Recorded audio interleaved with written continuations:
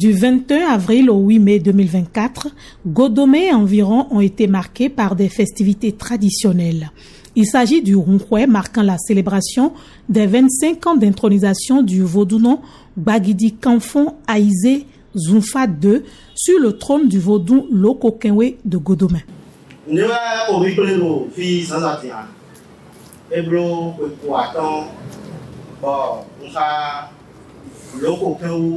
Si asikoji kaka asikoji si ko atondi o ne pacha mi ko nga dusun bodu ne ko se mi do wa e wa da gbenu e na bi mi e na mi asi e na nde no na beto e na bi mi e na mi akwe yeyi no en ko no wa maji e do ache don ti te bondo no te bon kawado anniversaire Romeo Ndonana Susu mais Bromio. Les premières cérémonies ritueliques se sont déroulées du dimanche 21 avril au samedi 27 avril 2024 avec entre autres le Khogudoyi et le Khonukoyi pour les initiés, adeptes et dignitaires. Le grand jour anniversaire d'intronisation, ce fut le dimanche 28 avril 2024. Le Vodounon Gbagidi Kanfon Aïzé Zunfa II et ses frères et sœurs Runvi, initiés le même jour, ont marqué ces noces d'argent par l'immortalisation du vénérable Gbagidi Doegamou Zourento, porento principal du festival Ouida 92, qui était un adepte du vaudou Loko Kenwe, à travers une effigie au niveau du sato du temple du culte vaudou Loko Kenwe.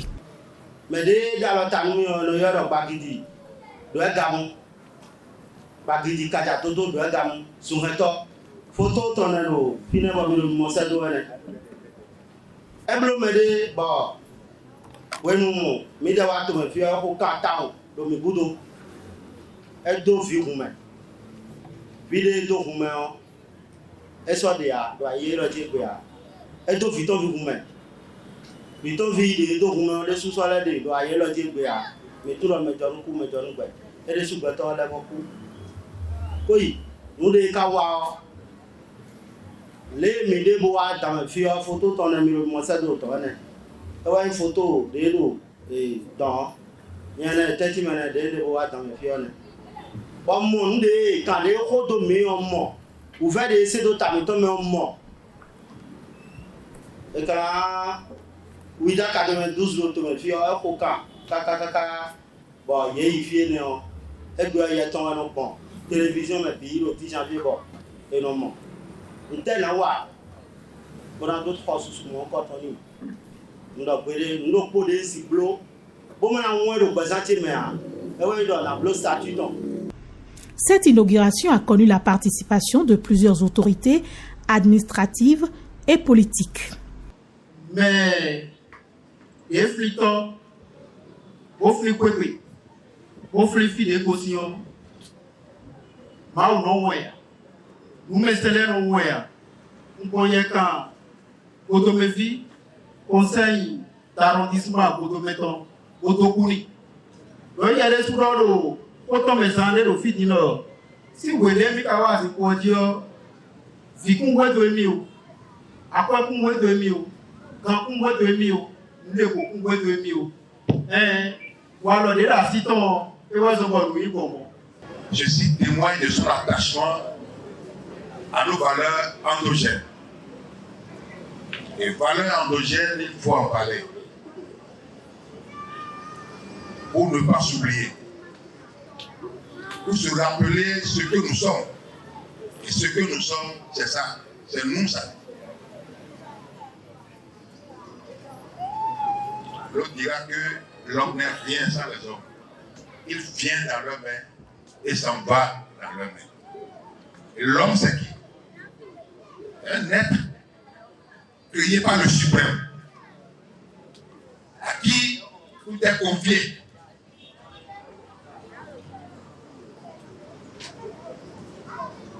Et le Créateur nous a envoyés dans cette vie pour que nous nous comportions tels, sans oublier notre origine.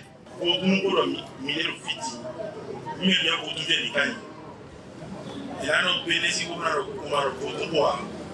Donc il a tout d'amour, dada et barili. Nous voyons Dion. Au Canada, nous quand on bloque au fleur, mais les autres nous on a eu l'autre demi. Il a tout boutonné. Au Canada, on fait le manado. Joyeux anniversaire lui. Dada barili. Bon, après on peut nous tourner ainsi qu'on a vu. Elle a une quoi ton pour un doigt. Avant de non, mais mes filles, pour voir d'accueillir et aussi fier, nous tout a des lots. Mi balio, mi quoi, mi a donné à l'île, mais mi tant qu'on fit, pour voir d'accueillir si quoi, mi a donc. Mais à ma dire, le fille, pour y faire le carré, et maintenant, elle a mon conseil municipal. Benazir, rue communale de Pau, on a le corps. Dans le temps, on a une agréable, et a donc tout le temps. Mais à l'heure, si elle est agréable, elle a une fille de bord, elle a notre jet, elle a son de fibre, elle a notre doigt, ma fille. Bon, mais mais quand il est là, elle a un petit menu. Quand la vie est là, mais les corps, on fit bon. L'initiative a reçu l'onction des dignitaires traditionnels à divers niveaux. Comme il y a plus de filles, on doit nous tailler. Comme il y a des gens qui ont après à temps. Il faut maintenant le si c'est d'accord, faire le coup de la caméra, vous avez quand même mais à mon tout le pont, à mon quand si c'est un photo, et bon. Mais la fois où on me dit, on a dit, tu as la pour le conflit. L'autre comme toi, c'est ouais. On me dit, on va intimider. Mais la fois si tu as pris les bénis, et dans le temps, nous mettons, quand on disait, on n'a pas tout, on n'a pas sous nous quand on a les bénis. Mais alors, faut nous. Et des audits. Bravo, faut nous aussi à Missa. Pour la méthode difficile, on doit mettre pour le voir. Radio est bien écrit, par qui dit tant à fort encore dans la vie. Et quand nous disons, il est souvent au Poca, au domaine pas carabin d'aïe. On dit bon, nous allons dans le même bon. Et que continuons, la table qui dit qu'elle est dans ma soif pour créer l'outil. Oni odomele mo furo e tundo so kame san poso dene e mi mone bon to gbetoni bon re ko mi aka so bi o pule kegidia mi la bi oro mero koro no pe ko le fi bona jo pe o to kun eni jo to ko wa lo dagbe kun won ayi ko meme bi o ko so ke me ko pero por no que le fico cuando da green o kana go si we ko le fi un eni le bi odun ma we te ogoro chone mi na yiwu eni ma ba yin pen abili ba bo ku ni don ton fo. D'ailleurs, le président du comité d'organisation est dignitaire des cultes endogènes, président du Conseil national des cultes endogènes CONASEB et membre du comité des rites vaudous, représenté à l'occasion au plus haut sommet. Celui qui nous réunit aujourd'hui, principalement en dehors du cadre du siècle d'intronisation que notre vaudounon est en train de célébrer, celui qui nous réunit aujourd'hui est celui-là qui a été le principal acteur de la célébration du culte de nos ancêtres lors de Ouida 92, en réalité Ouida 93, parce que ça a eu lieu en janvier 93. Le principal acteur qui a conduit les cérémonies cultuelles de cette festivité-là, c'est lui qui nous réunit ce jour. Je veux parler de notre vénérable Bagidi Gadja Dodo Zouento. Je l'ai connu parce qu'il était d'abord un Bourkonon. un Bokono Fakantor qui a commencé très jeune également. Il a beaucoup œuvré dans la promotion du Fa dans la localité ici. Puis après, il est rentré dans les cultes endogènes avant d'être consacré, donc avant d'être intronisé Vodounon. Et durant tout ce temps, pendant près de 50 ans, il faut dire que c'est quelqu'un qui a beaucoup œuvré pour d'abord l'unification des cultes endogènes dans la localité de Godomé, mais également pour la promotion de ces valeurs-là à l'intérieur. Vous avez vu les différentes personnalités politiques qui sont là assises aujourd'hui à une manifestation du Vaudou. Cela signifie que dans notre pays, il y a quelque chose de fondamental qui s'opère au niveau de notre identité fondamentale. Il y a de cela 10 ans, 15 ans, lorsqu'il y a une manifestation de Vaudou, vous n'allez voir aucune autorité politique. Vous n'allez même voir aucun cadre. Parce qu'ils ont honte de leur identité. Parce qu'on leur a mis cela dans la tête.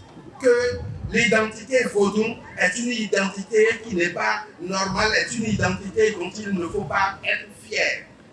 Or, l'identité Vaudou est notre identité fondamentale. Le Vaudou est notre identité fondamentale.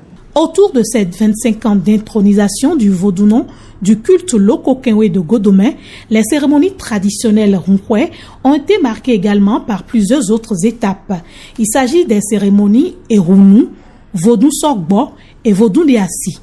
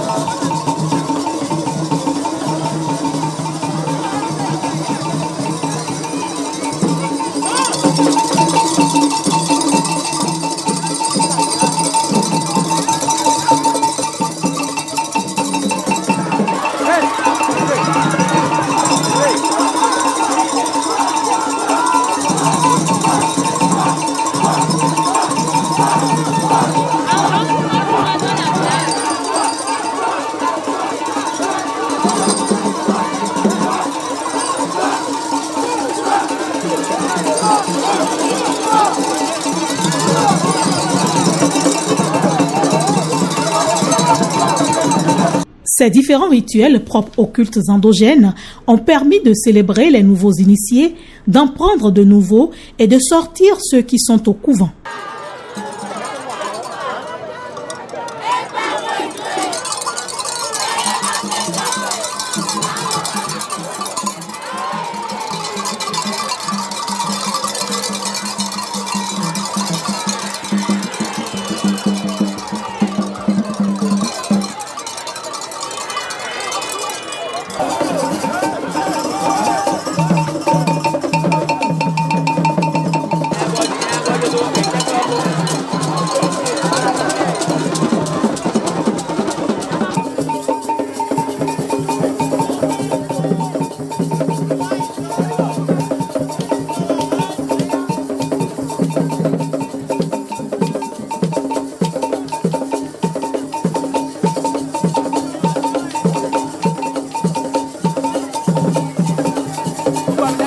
Ces festivités ont été soutenues par des divinités venues des environs avec leurs dignitaires pour soutenir le vaudounon du culte Loko-Kenwe, Baba Gbagidi Kanfon Aïzé Zunfa II.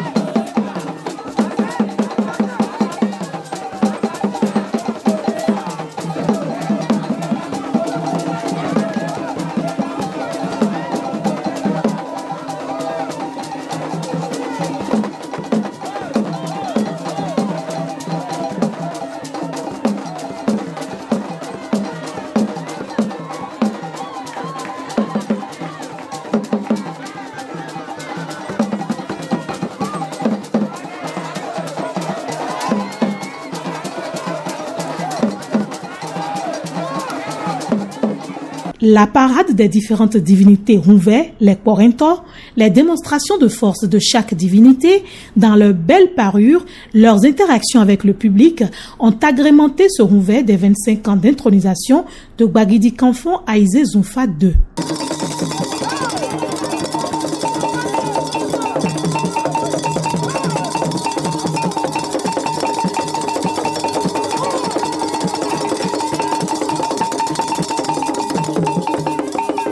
L'heureux du jour, au nom de ses pairs, s'est confondu en gratitude pour la réussite de l'événement.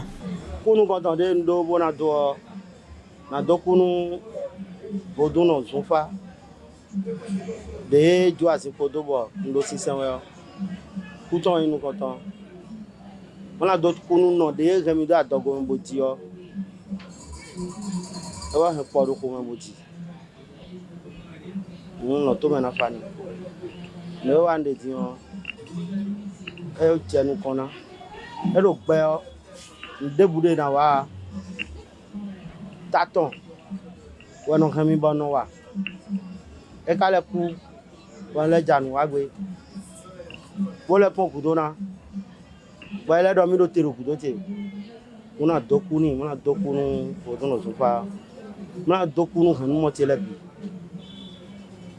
bo ye khasa lo dunu bo zan kwasa deme bo zan kwa deme e zan kwasa deme zan kwa deme taw dogbenu famille on ko te di no bi dana chen mona dogbenu aplogan sona ipon de do adonu wa bonu batama no kudo to bodo a won fie lo e ko fie lo beto ma do monu ya na jedo mo kai nisi mona dogbenu awon jo ku no meje dogbenu vodun no de ko si apasa bo san de men lisa no o de ku no de hwen no to ku no pase ida ho ku no dogbenu ye me de jomi doa wona dokunu akbome gedevin le dokunu to komen le dokunu loko komen le ejaye dokunu podome to da kwe bedekwe sokwe fidebu ko alisa kwe fidebu ko wa chango kun sile ebiwa bo adopo mo eno no mono yone don hun to me na pele gbede a idoku to ni e vivin mi doku mi desu de do tagbaje do tache me wasi o fe wi tu roko kaka je gbe eno do e o ti kon mi sin mi ka do mo a aso na inu kon mi awon e wa fi bo je ba to je mi aharo ye nduro ye na dokunu autorité mi ton le na dokunu président Kakayaji bena cheni do kanziko na tedo yomi bena le yagawo me de to fodun eno bunya na dokunu ta asa edomo mele no comprendre professeur Kofi Asa e wa président puis comité d'organisation c'est botono lo hame bo jefu bobo je kangbe honorable Brice Fagomi, honorable Confort Epifane Joseph Utogonu, mais avant Dino Angelo, c'est à Lyon, Haïti Christophe, Doro Franck, c'est à Wado, il est supporté, Tovo et Do, il est mais au peu où votre fondon nous voit l'homme, Beto, Teme, il est au pomme, Gilles Tomale, mais là supporté, et c'est peu où. Oh, mais quand on a un thème pour laisser nous sous taon, et là pour tout days, avec pour tout day minutes d'ailleurs, des zéwadin, boduro wida, bon président, kako maouyon, et partir nous nous, et on a un thème ici, bon dalon nous waou, bon le bio merde, il y a un moment de te finir, t'as fait ben ou Zonto eni balide bo ze nu koto so deji bo nu koto mambo ina do ko tin kaka mana won me na la mi si won ye ya mon ku jawa ye gwe ko ya o me hato e ga do me no o me ye ton we wa nde o e ba do ndo ne po mo wa fi si me na gba na di de ko we nya do apa ton me do apa ti me bi me de wiwe o do président talon de sous se jo mo anu e se bo mo invitation ti bo na gbe ministre